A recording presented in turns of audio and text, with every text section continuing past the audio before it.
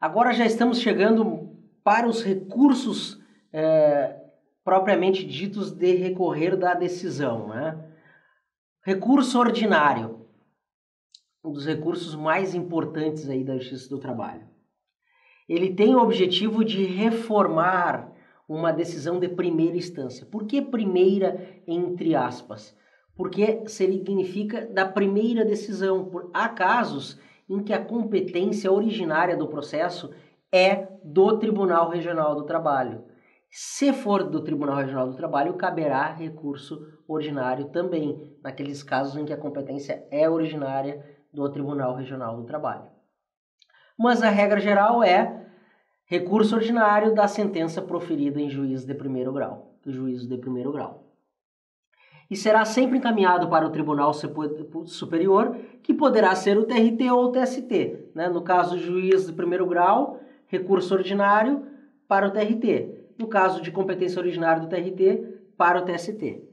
Apenas o recurso ordinário em dissídio coletivo poderá conter efeito suspensivo, a critério do juiz, e o prazo é 8 dias. Prazo do recurso ordinário, da regra geral, 8 dias, e somente quando ele ocorrer em dissídio coletivo poderá ter efeito suspensivo, senão será necessária a interposição daquela ação cautelar pedindo efeito suspensivo do recurso. A peça deverá conter tempestividade, tem que estar no prazo, o que está o inconformismo da decisão, o que está errado na decisão, o pagamento das custas processuais, nós já vimos, depósito judicial, dependendo do caso, se tiver que efetuar o depósito, se a condenação for em pecúnia, em dinheiro, de acordo com o teto ou de acordo com a condenação, veremos sobre depósito no depósito recursal, né? mais a seguir. Pode-se pedir a nulidade processual ou retorno dos autos para novo julgamento ou reforma sobre o mérito. Ou seja, no primeiro grau, o juiz julgou o processo sem julgamento do mérito. Ou seja, ele não entrou no mérito porque disse que faltou um requisito processual. Aí lá no segundo grau se pede para que se volte ao primeiro grau, partindo do pressuposto do duplo grau de jurisdição, para que ele profira a decisão e depois se recorre novamente. Ou simplesmente em outros casos em que o juiz aprecia o mérito, se recorre para que seja reformado o julgado. Vamos fixar aqui quando que não pode, veja bem, não pode o recurso ordinário. No caso de conciliação, o termo lavrado valerá como decisão irrecorrível, salvo para a Previdência Social, quanto às contribuições que lhe forem devidas. Ou seja, foi feito um acordo no processo, esse acordo é irrecorrível para as partes. Salvo a Previdência Social, que pode chegar e dizer, olha, estão tentando burlar, estão dizendo que a verba é indenizatória e a verba é remuneratória, não querem pagar a contribuição social de forma devida. Então, é irrecorrível aquele acordo homologado pelas partes. O RO ex officio ou em reexame necessário. Ex officio é de ofício. Quando que tem cabimento, ou seja, se sabemos que o recurso ordinário, a parte voluntariamente tem que querer recorrer da decisão.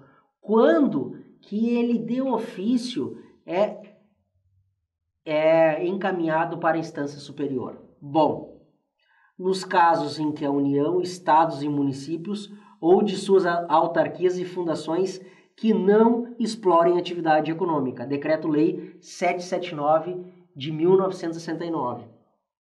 Quais são as exceções?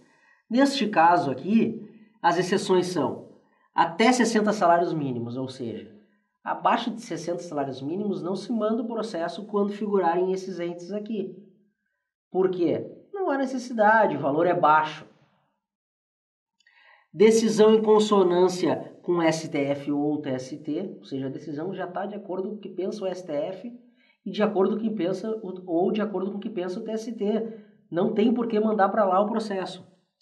Instrução normativa de não interposição, às vezes lá tem uma instrução normativa, olha, nem vamos recorrer porque aqui já tem instrução normativa dizendo que a gente não precisa recorrer, essa matéria já está dizendo, já está sendo pacificada nas instâncias superiores. Alguns casos da ação popular ou ação civil pública, porque o direito da coletividade, então evitando-se aí prejudicar a coletividade. Súmula 45 da STJ e o J334 da SDI 1 do TST, por não ser recurso, na verdade, o reexame necessário, que é manda o processo para a instância superior, né? Independente de ser recorrido pela União, pelo Estado, pelo município, por esses entes aqui, independente deles recorrerem, então basicamente não é um recurso, é uma obrigatoriedade de se enviar o processo, não se pode agravar a decisão quando a parte recorre. Nós já vimos reformatio impégios. Pode agravar a decisão neste caso. Quando se agravar a decisão, neste caso caberá recurso de revista. O que significa dizer isso? De acordo com esse entendimento, como não é um recurso propriamente dito, o processo vai para a instância superior. Lá na instância superior se piora o que foi decidido. E neste caso vai caber recurso de revista para a instância superior, porque foi piorado o que foi decidido. Então o objetivo desse reexame necessário é que o órgão acima, teoricamente mais competente, faça análise de decisões que estão estados, municípios, autarquias e fundações que não exploram atividades econômicas e, portanto, tem muitos processos e deve se verificar para evitar um procedimento administrativo, uma decisão administrativa muito ruim, que de alguma forma também vai prejudicar a coletividade. Então se manda o processo, só que se mandou lá e se verificou e a decisão foi piorada. Neste caso, vai caber recurso de revista para que não seja piorada aquela decisão. Bom, já vimos que o recurso ordinário ele tem o objetivo de modificar uma decisão. É o recurso que tem o objetivo de modificar uma decisão de primeira instância e, quando for de competência originária do TRT, de modificar aquela primeira decisão do TRT. É importante que destacamos as peculiaridades deste recurso no procedimento sumaríssimo. Vejamos, procedimento sumaríssimo, já vimos, é um procedimento em que o processo ele tem que ser mais célere do que o rito ordinário, porque é um rito mais célere. Qual a repercussão?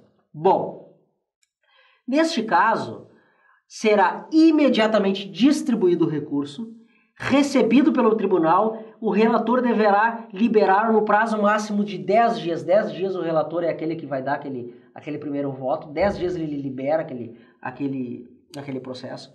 E a secretaria do tribunal ou turma imediatamente coloca em pauta de julgamento, que tem que decidir de uma vez, porque o rito é sumaríssimo. Sem revisor, ou seja, não precisa de revisor para ver aquela decisão do relator ou revisar o que será decidido. Terá parecer oral ou representante do Ministério Público que estará presente à sessão, se for o caso, né? Terá acórdão consistente unicamente da certidão de julgamento, com a indicação suficiente do processo e da parte dispositiva. Na normalidade, vem lá o relatório, o voto, todas as decisões e das razões de decidir do voto prevalente. Neste caso, como o rito sumaríssimo tem que ser mais célere, se coloca lá em pauta rápido, em 10 dias, né, já tem que o relator lá colocar em pauta. E quando o acórdão for unicamente uma certidão de julgamento e a sentença também for confirmada pelos próprios fundamentos, ou seja, o relator olhou lá, olha, tudo que o juiz disse está correto, vamos confirmar a sentença pelos próprios fundamentos. A certidão de julgamento, registrando tal circunstância, servirá de acórdão, ou seja, certifico que foi julgado, serve de acórdão, mantém essa decisão de primeiro grau pelos próprios fundamentos. Então aqui é importante aqui sobre o rito sumaríssimo esse recurso ordinário, porque ele tem uma peculiaridade e o objetivo de ser mais rápido, de ser mais célere. Vamos ver o que é cobrado nas questões. Juiz do trabalho também, em relação ao recurso ordinário, no procedimento sumaríssimo, é incorreto afirmar que será o mesmo imediatamente distribuído, uma vez recebido no tribunal. Exatamente. Recurso ordinário no procedimento sumaríssimo tem que ser rápido, imediatamente distribuído. Letra B. O relator deverá liberar no prazo máximo de 5 dias. Bom, já vimos que está incorreto, porque o prazo para liberar pelo relator é de 10 dias. Mas vamos ver as demais até para fixarmos a matéria, né? Que as demais estão corretas. C. A secretaria do tribunal ou da turma deve colocá-lo imediatamente em pauta para julgamento, sem revisor. Exatamente também, né? Letra D. Terá parecer oral do representante do Ministério Público, presente em sessão de julgamento, se este entender necessário o parecer, com registro na certidão. Ou seja, o Ministério Público, através do seu representante, verifica, precisa haver a manifestação, precisa de parecer, se for necessário, se registra, se não, nem precisa. Está correta também. Se a sentença for confirmada por seus próprios fundamentos, a certidão de julgamento, registrando tal circunstância, servirá de acórdão. Exatamente o que vimos, né? Então, alternativa que está incorreta, letra B, fundamentação, né? Vamos ver a fundamentação. 895, parágrafo 1º, inciso 2º da CLT.